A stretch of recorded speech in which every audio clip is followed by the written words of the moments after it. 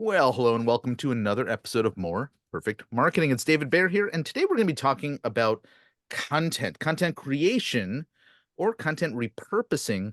We'll talk a little bit about video and some other things, but it's not really content for the sake of content that we're going to be talking about, but content for the sake of actually growing your business, adding revenue to your business, because after all, we don't just go through the motions of making content so that we can look at our social media feeds and our blogs and articles that we posted online and pat ourselves on the back and say, well, this is really great stuff. I hope somebody out there is going to be impressed with me, right?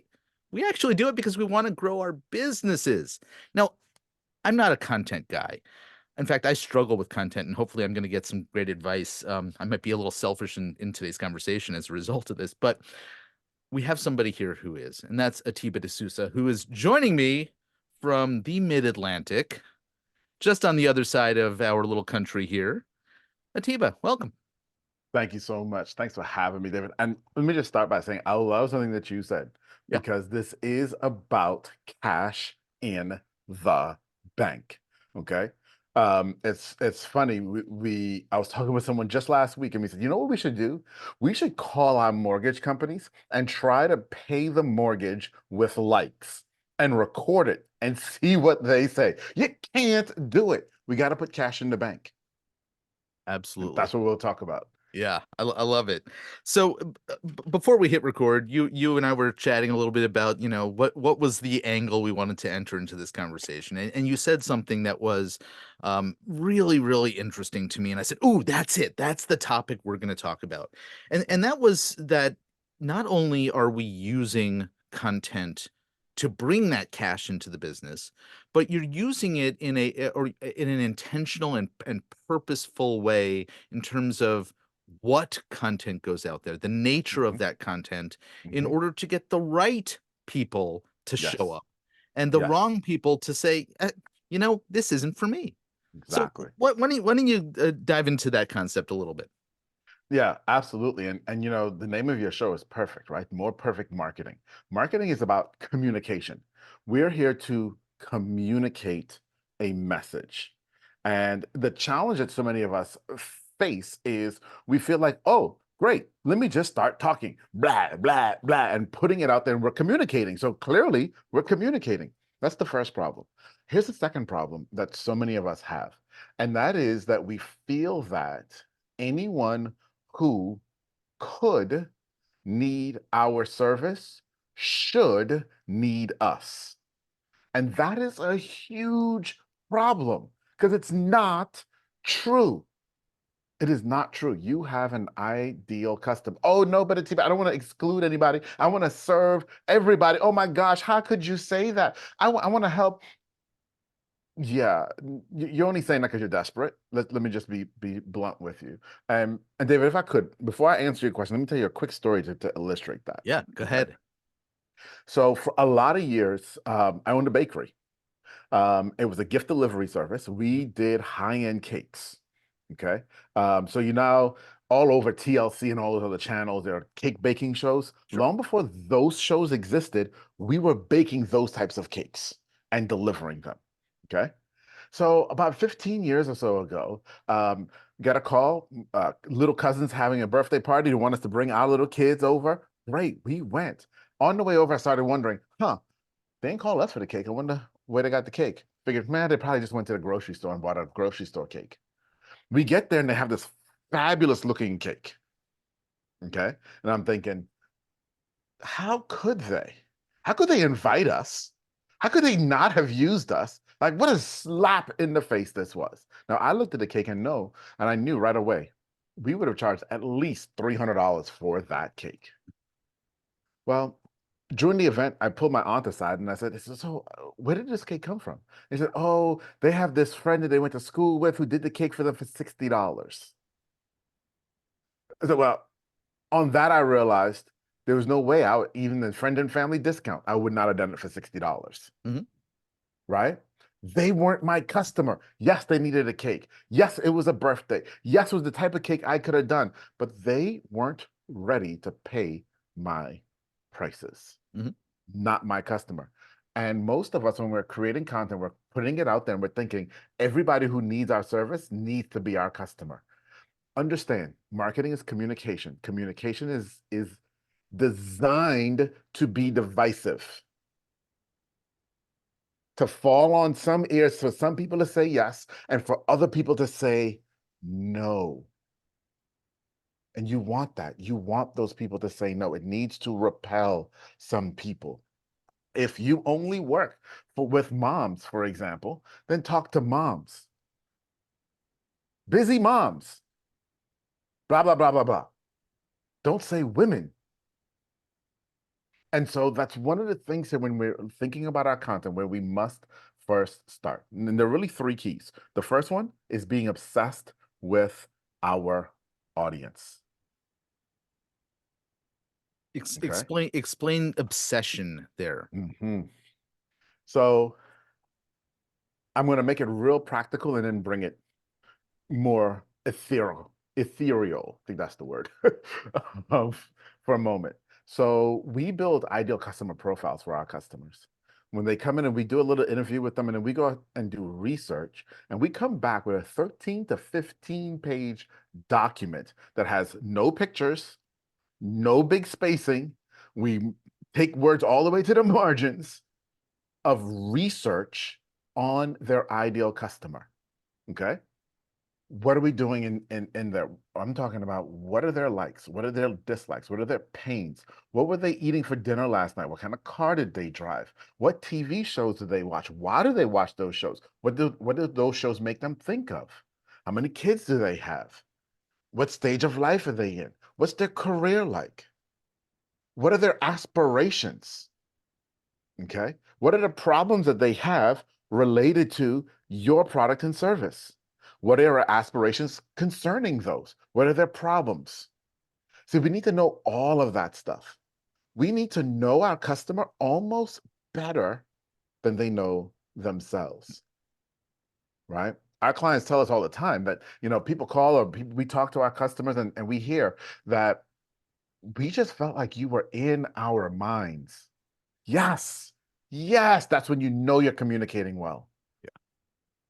For our regular listeners, there's a Robert Collier phrase that I'm sure you know, which is getting in the middle of the conversation going on in the Yes, prospect's mind. We talk about that constantly here, and so constantly. yeah. And it's so important because that's when you know you're communicating to the right person. Because if you're communicating and you're trying to get in the middle of that conversation, and that's not the conversation that they're having, they're going to tune you out and move on. And that's a good thing.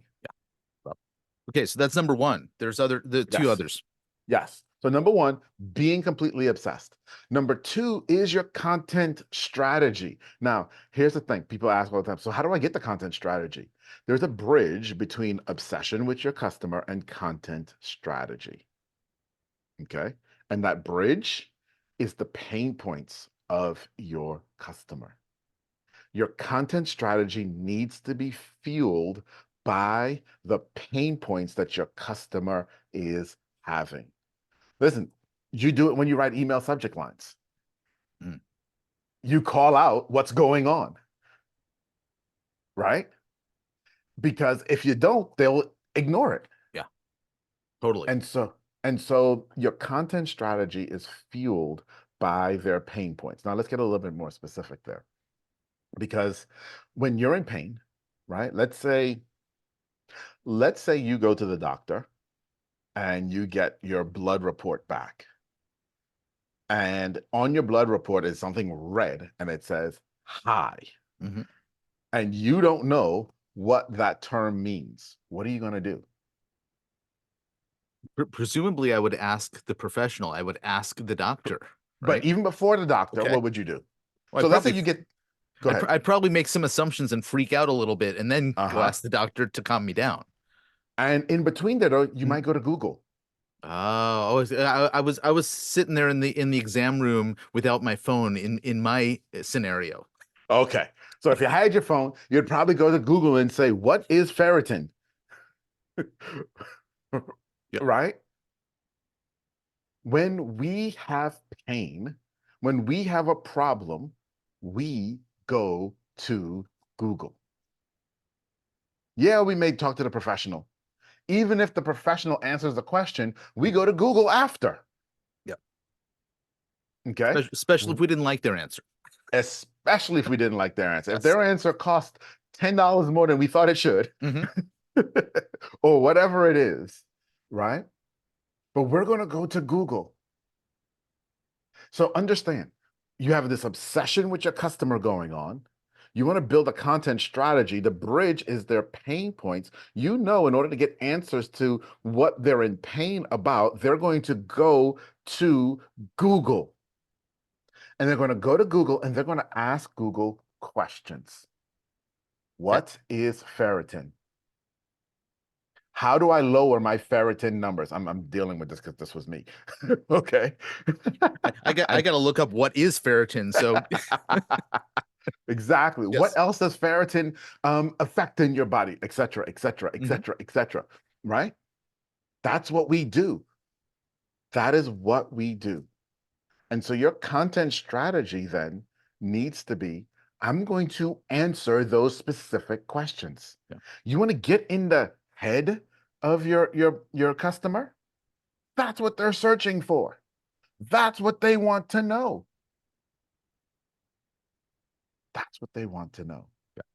And And so you're for those of right. you who are listening and are compelled to look up what ferritin is, I actually have taken care of that for you. It's apparently a protein that stores iron in cells and releases it in a controlled manner. Now that you know that, we can continue on with the third element here because I'm in suspense on that as well. Now, here's the key. If you get the first two correct, the third takes care of itself. Okay, it becomes super, super easy. But here's the problem. Most of us, especially marketing agencies, we spend most of our time thinking about the third and we ignore the first two. So, what's the third? The third is no matter what platform you're on, when we're talking about organic marketing, SEO. It's the placement of your content. It's how you get your content to be found on whatever platform you're putting it on. But most of us spend most of our time there in the tactics, Hmm. right? When the reality is, if we spent the time understanding our customer and building strong content strategy that answers their questions based on their pain points, we naturally master SEO without even having to consider tactics. You're using SEO, I think, more universally Yes. than one might hear it, and so I want to make sure that that's clear to our Yes. listeners. Yes. That and I do that, and Yep. here's why. Um, just a little bit background on me. I started in search in 1996. I built my first search engine in 1996. I had a search engine online before Google. Mm. And so I've been in search and in search on every platform and built search systems for the government all over that you could possibly imagine. So yes, when I use SEO, I'm talking about any platform that has a search function, okay, where people go to find your content. So whether it's the rudimentary one on Instagram of hashtags, if it's the more complex one on YouTube that actually is YouTube SEO, Mhm. if it's the hybrid that exists on TikTok or the wonky thing that Facebook has, whatever it is, or regular old SEO as well, right? The ability to have your content found. So at our agency, we specialize in helping people get their content found through Google search Mhm. using YouTube videos. Okay, I was actually going even broader than what you've just Okay. defined, but and I like the fact that you broke that out, on these various platforms. But I think where I was thinking was about the intentional um, distribution or posting or positioning of content in a place that ties back to the very first one, the ICP, the ideal Yeah. customer profile, who they are and where they hang out. And Yes. so where do you Yes. start? Well, I Yes. would guess you want to start with where they're most logically going to be able to encounter or find it. Yes. And when we create the ICP, that's part of what we're looking at. Where the heck are they hanging out? Who are they hanging out with? Right?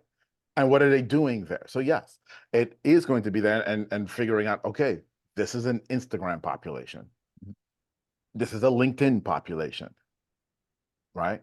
And let's also deal with that. Let's take that even further because there's this big thing too of I won't name any names, but all of the celebrities who say you have to be on every platform and you got to create 50,000 pieces of content a day.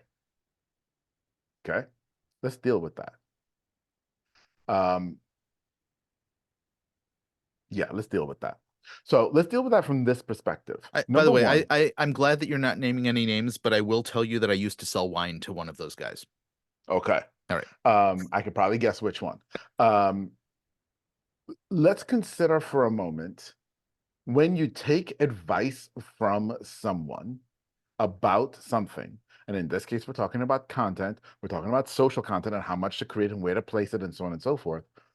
The advice that you're taking, the person who's giving it, what is their motive? Why are they creating content? What is it that they're trying to do? Because if what they're trying to do is not what you're trying to do, then you shouldn't take advice from them. Okay. So let me give you an example. There is somebody who's super famous who gives lots of great advice for free and tells you create lots of content because he wants you to consume his free content to grow your business so that he could eventually invest or buy your business. That's not what you're trying to do. There are other people who give you great advice because they're trying to get tons of views so they can monetize the actual platform and make money from the platform. That's where they make money. They don't actually sell anything to anyone. Not a great person to take advice from.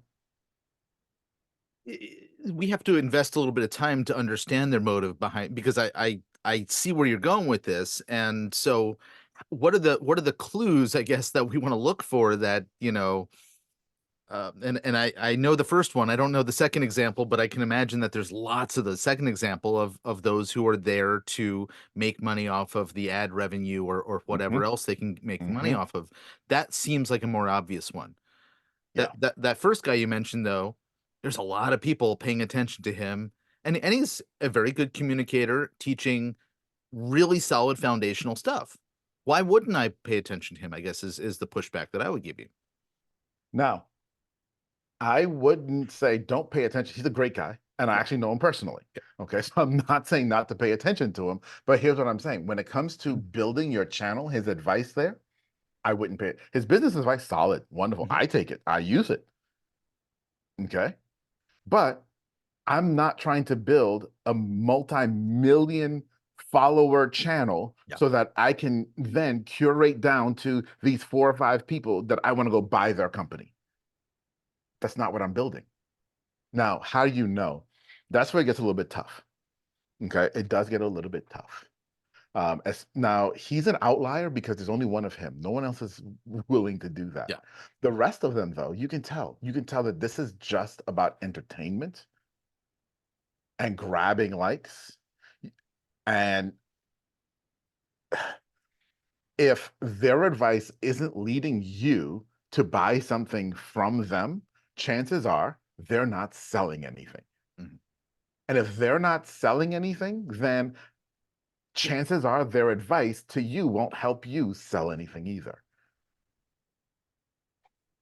As you're talking about this, I'm thinking, okay, there are really great examples of what you're describing that I can imagine that are so polished in their delivery, and it reminds me of something I used to say early on in the web design days when people wanted beautification of their websites, and we Yeah. had data, and there's still data in advertising that shows the phrase that I used to use was ugly converts. Hmm. And the more raw, and there's plenty of data on this. The more raw the material is, the more genuine and accessible the person who has created that content feels. And therefore I don't think that you know, the polished ones are the ones that I'm sort of envisioning you're describing right now. And I go, Yeah, well, they don't they're not for me, right? yeah, They're building the channel. yeah. And so that's also let's now talk about how you actually present yourself. And so that this is great, great. Now we're talking about the content, right? And so you've got your content strategy, and now we want to start to create the content. And we're looking at who we are following and taking advice from, and so on and so forth. And you're looking at some of these polished studios and perfect lighting and all of that. Listen, y'all, you don't need anything more than a cell phone. Especially when you're starting, you don't need anything more than a cell phone. Okay? Because your audience wants to connect directly to you. See, the thing here is with those big celebrities, even if they were selling something, you know, if I bought it, I'm never getting them. Right? Like you're not actually getting to meet that celebrity and work directly with that celebrity. However, your customer has an expectation that they're going to have an experience with you. And so if you create these perfect polished videos where everything is wonderful and that's not who you are, when they meet you, they're going to have a real shock. And that shock is going to lead to distrust. And my friends, no one buys from someone they don't trust. So I'm not saying that you got to go out and create awful or janky videos. That's not what we're saying either. But be you. And if you're a black t-shirt kind of guy, be a black t-shirt kind of guy. Be you. Yeah. Oh, I love this point that you've made about the connection between the way that the marketing and the selling occurs and the way that the relationship, well, I guess it's the onboarding, the kickoff of the business customer, business client relationship, and that there has to be consistency. Yes. It's something that I think very few businesses pay any attention to. And so I'm so glad that somebody who is wearing a super marketing hat has brought to their attention, because that's the type of marketing thinking that is missing Mhm. from so much of the professional marketing services world. And so Absolutely. I want to circle back to something that you and I were talking about before. I know Yeah. you're going in a different direction, but I want to circle back to this, Let's go. because I think this is a really important point that we want to reinforce with business owners out there who are working with marketing services folks, that there are not a great number of marketing professionals who actually understand the concept that you just shared, let alone what strategic thinking around marketing is. You were talking a few minutes ago about tacticians and the tactical Mhm. thinking of marketers when you said, well, number 3 here on my list is the thing that most marketers think about. And I would say that we have gotten into an era in the past couple of decades with so much digital focus around marketing, where most marketers are very smart around how to use tools, particularly digitally focused tools, but have no idea how to actually market. Yeah. Yeah. Yeah. They don't know why it worked and or why it didn't. Okay. And so let me share this with you listening to us right now. Okay. And so this is a piece of advice. All right. You may never work with me, but this is my piece of advice to you. When you're hiring a marketing agency, okay, if they first don't start off by asking you really great questions about who your customer is and really understanding your customer, run for the hills. Number one.